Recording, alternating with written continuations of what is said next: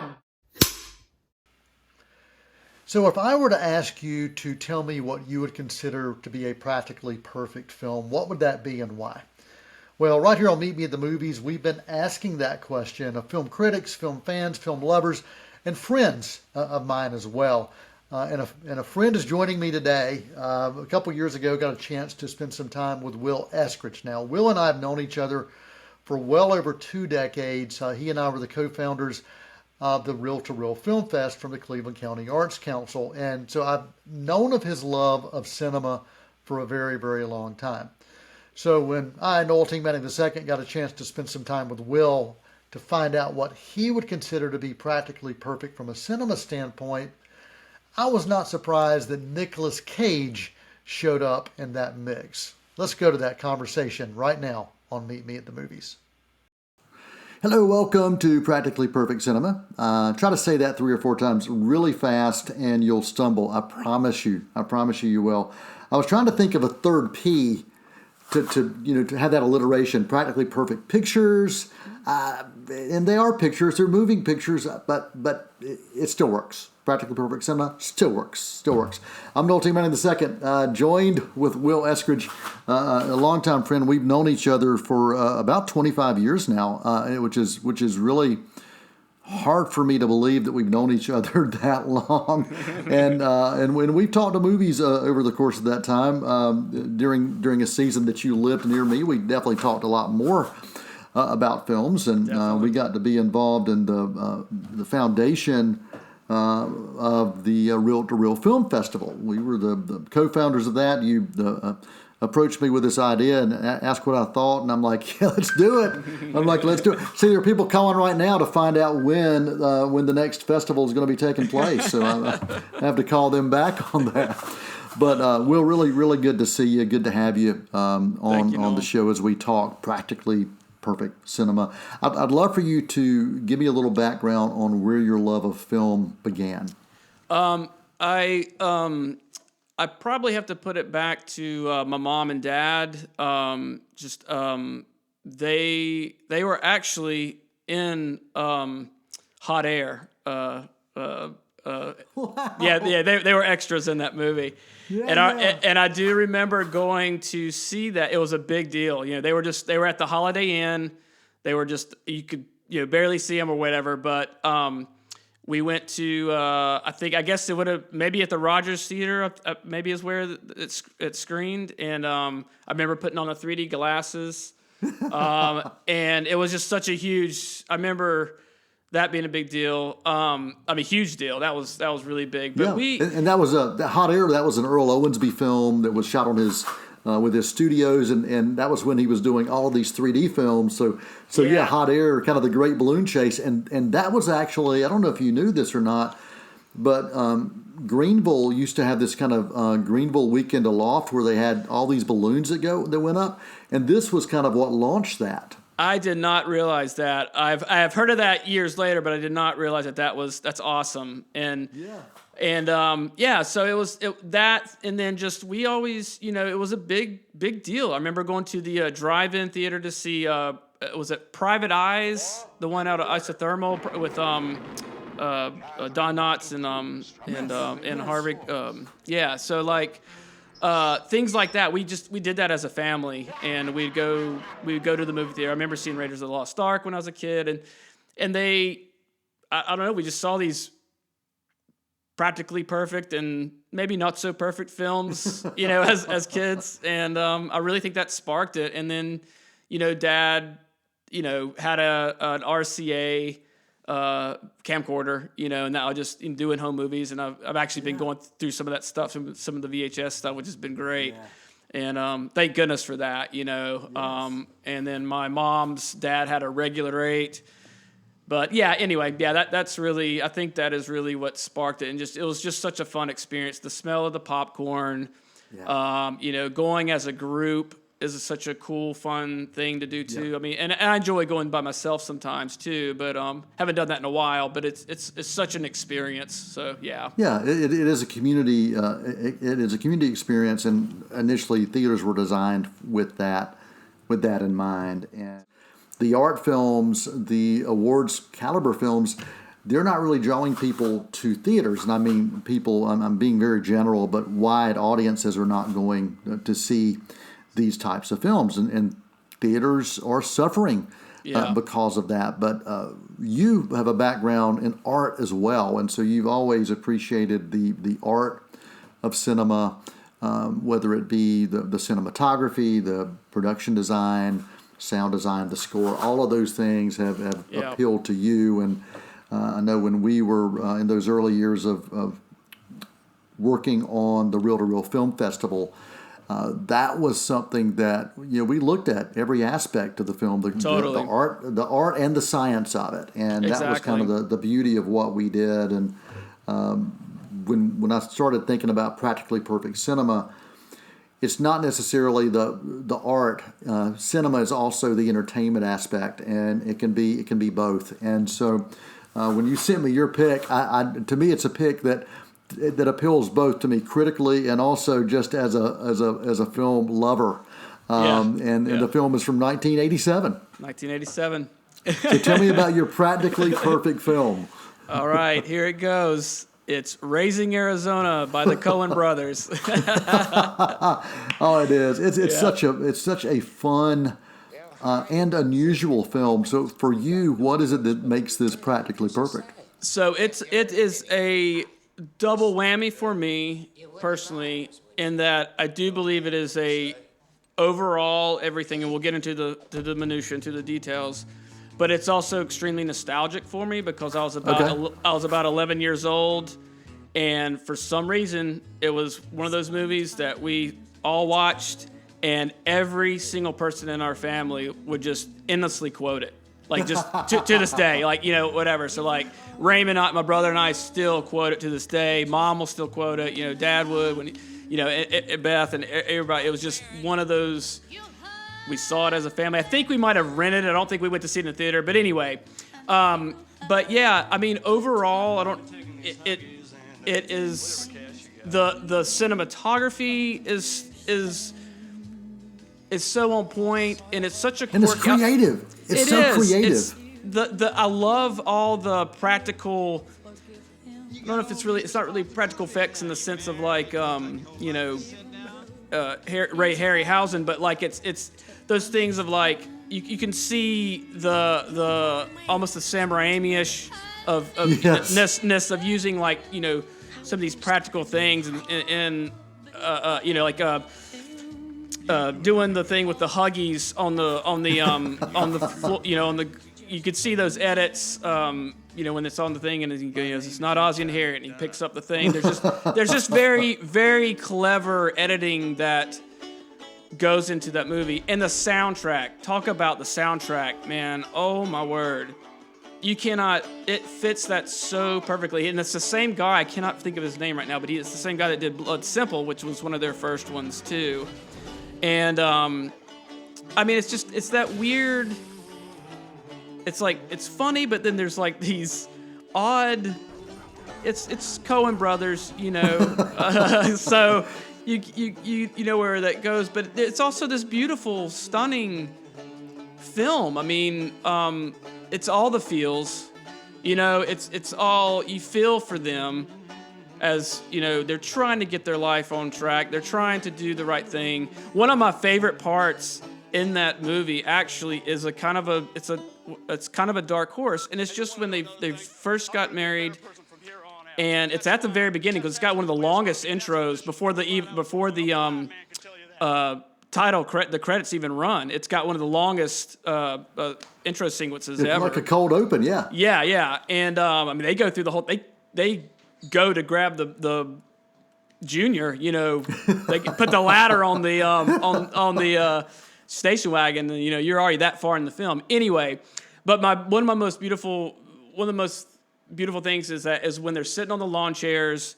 They've just gotten married. They haven't gone into the whole kidnapping thing, and they just watch the sunset, and it's just a very quick thing, and she goes, "That was beautiful," and it's just things like that in that film. Yeah. Just it gives me chills. It puts the hair up on my neck because it's just you really do see the love that they're just.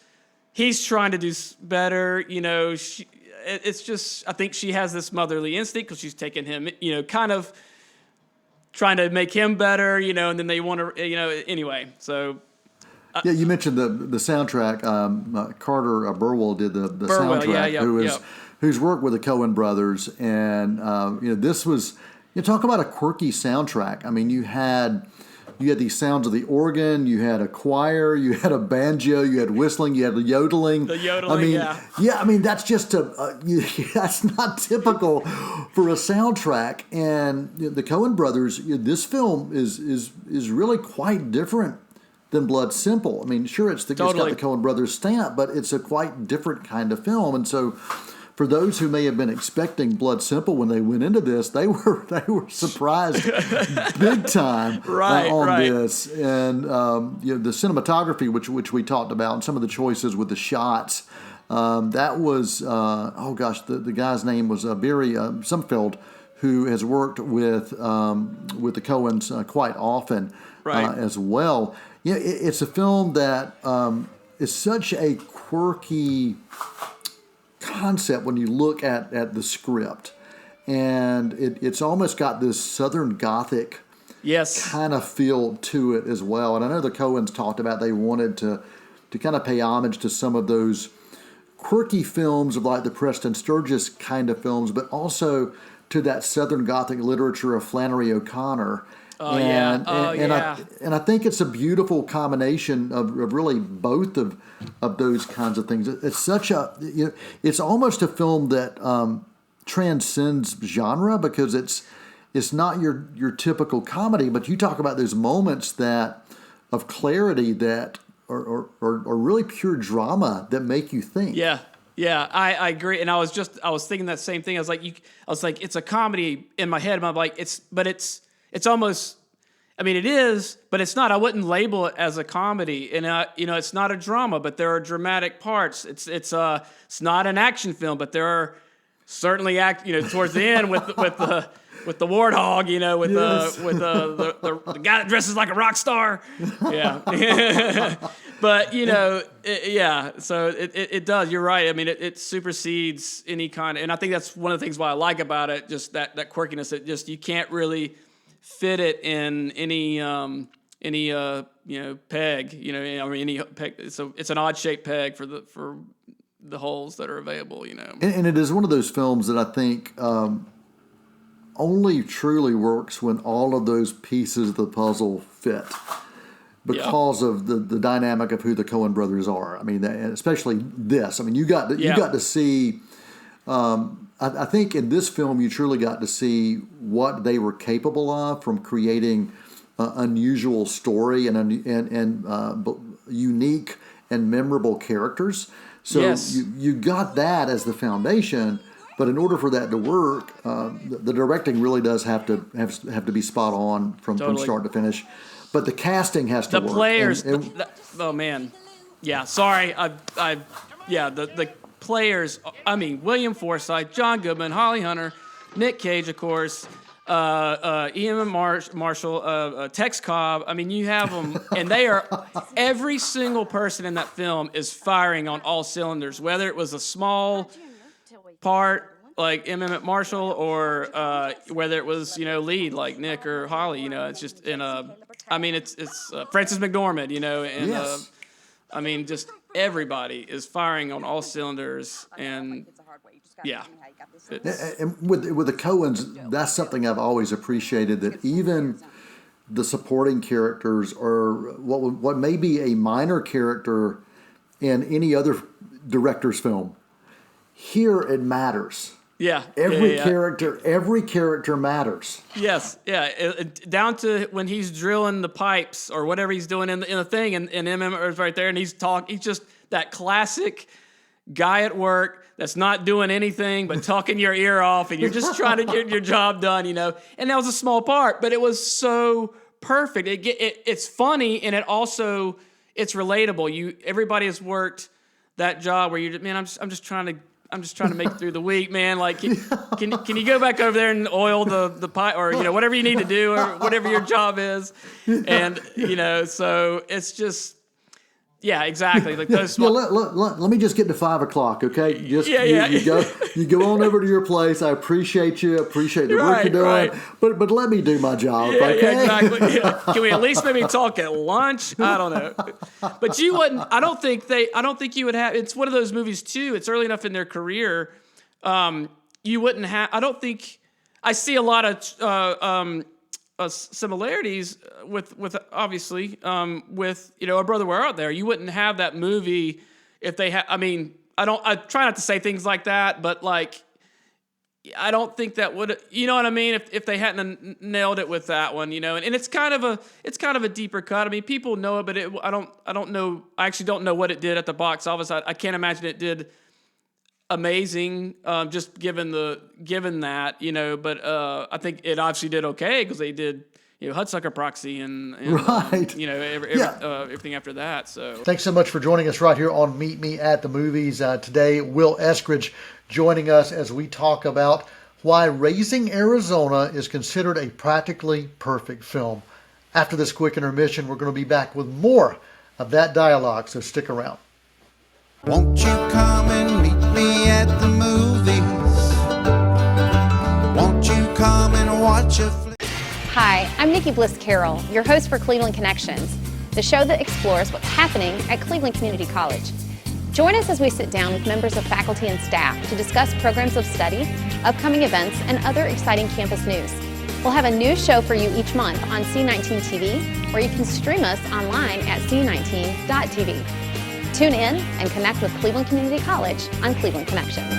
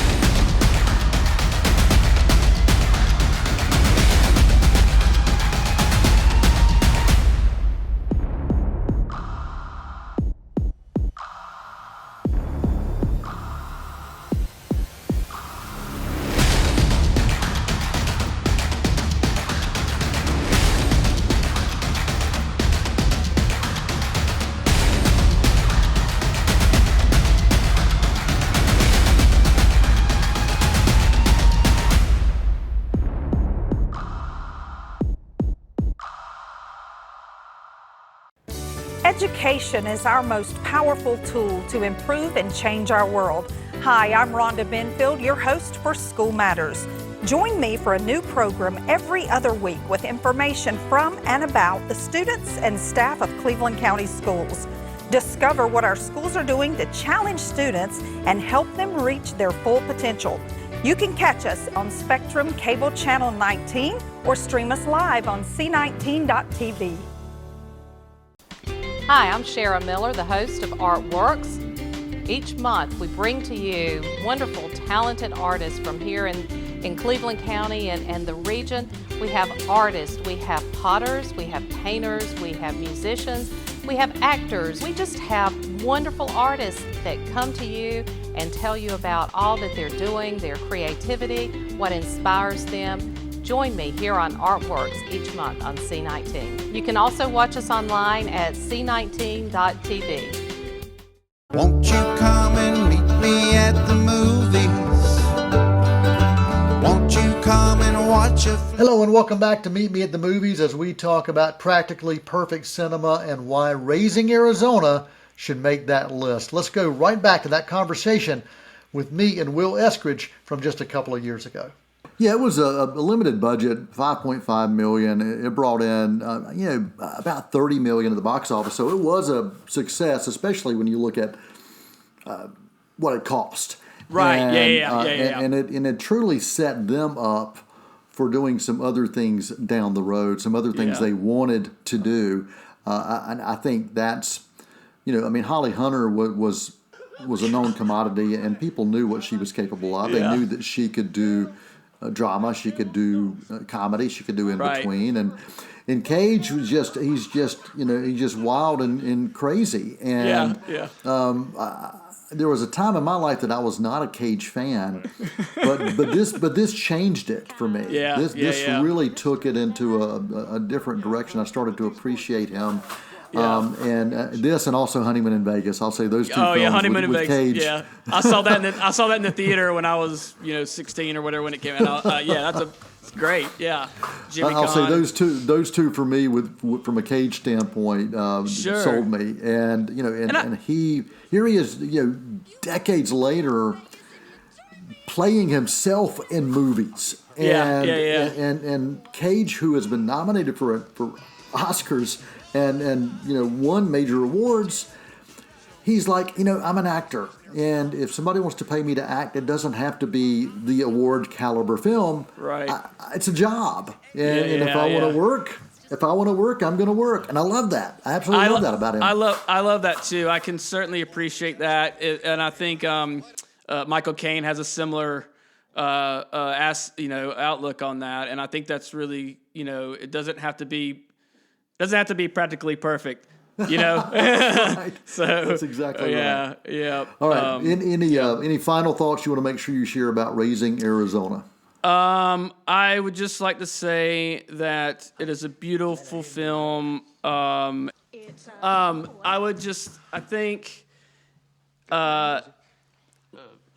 think it broke the mold for them, and I really do. I think even you have I love Blood Simple, I love Miller's Crossing, but I really think this for the actors too. I think it was just one of those, maybe third times the one that just set them off, and it's near and dear to my heart on, like I said, on personal level and on an artistic level. Yeah, a foundational film on many levels, and while you and I both talk about how it kind of transcends genre, American Film Institute, when they looked at 100 Years and 100 Laughs, this was number 31 on their list.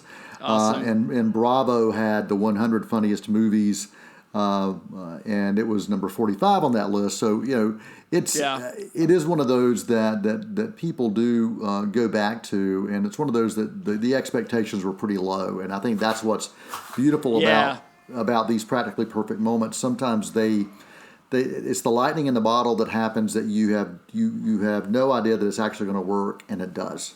Right, exactly. Yep, very good. Yeah. All right, Will Eskridge, our guest right here on Practically Perfect Cinema. And Will, if people wanted to follow your art and explore your artistic pursuits, what's the best way they can do that? The best way is through my website, which is www.willeskridge.com, and that's ESK and Ridge, like a mountain ridge, RIDGE.com. Awesome. Thanks for joining us, Money. Always good to see you. And good to see you too, Noel. Thank you for having me.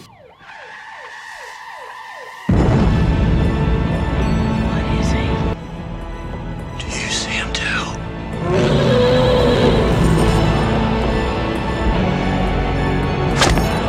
So have you ever found yourself watching a film and walking away from it, not getting it, not loving it, maybe even not appreciating it for one reason or another?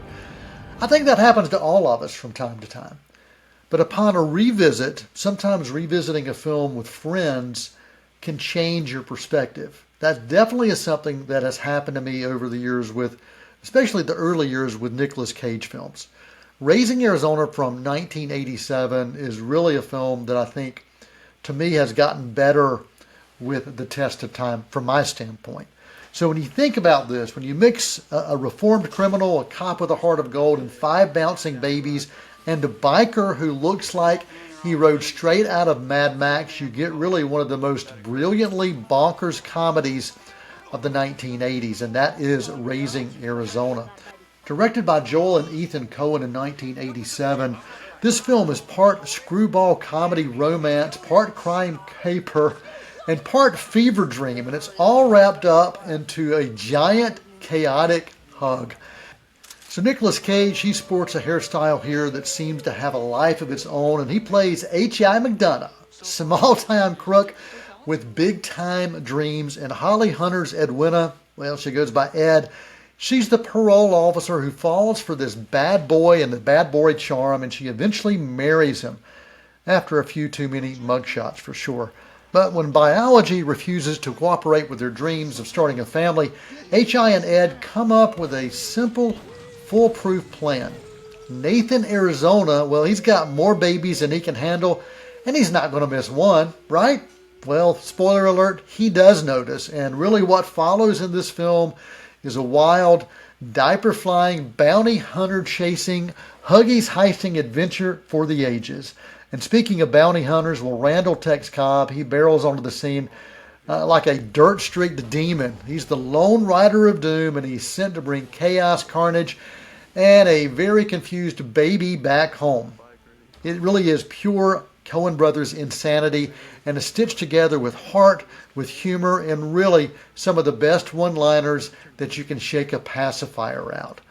So here's some oddball trivia that I wanted to toss around. Nicolas Cage, he wanted to add even more quirkiness to the character of H.I., like spontaneous finger snapping and offbeat dancing moves, but the Coen Brothers politely told him, Nick, this character in the film is already weird enough. I think we're okay. Now, the Coen Brothers, listen to this, their storyboard, they love storyboards. And for this, they storyboarded the entire scene like it was a living comic strip. Every chase, every slapstick moment, every scene of H.I. running in slow motion with a pack of diapers, it was all precisely mapped out. That's just the genius of the Coen Brothers. And Frances McDormand, Joel Coen's future wife and national treasure, she makes a rapid-fire cameo as Dot. She is a woman who is giving parental advice so terrifying that you may want to move to another zip code. So some final thoughts here as I think about Raising Arizona. It's more than a baby heist film. It really is a film with a beating heart. It is hilarious, and the high energy of this tale is really about love. It's about family. It's about mistakes, forgiveness, and yeah, of course, diaper robberies. It really is truly pure Coen Brothers magic. It's messy, it's bold, and somehow it's deeply human underneath all the cartoonish chaos. Raising Arizona is truly pure, unfiltered, cinematic mayhem, but somehow it works and it's absolutely brilliant. The story kicks off with this wild premise that feels like a tall tale passed down through generations, one way more ridiculous and way more awesome than the others. But Nicolas Cage and Holly Hunter, they're nothing short of comedy gold. They are amazing. They throw themselves into these roles with so much heart and manic charm that you can't help but root for them. Even when they're making the worst choices imaginable, you find a way to love them and to be drawn into who they are as characters. Every shot, thanks to the Coen Brothers' genius, it really does feel like it's something that could leap straight out of a Saturday morning cartoon. It's exaggerated, it's vibrant, and it's packed with motion.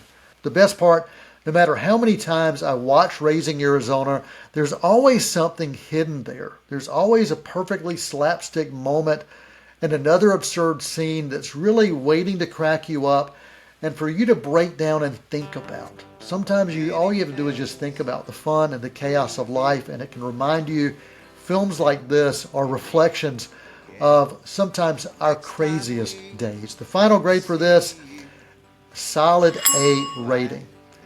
So for Meet Me at the Movies, I'm Noel T. Manning II, reminding you that sometimes life's biggest messes make for the best stories. Until next time, for Meet Me in the Movies, that's a wrap. To view till we meet again.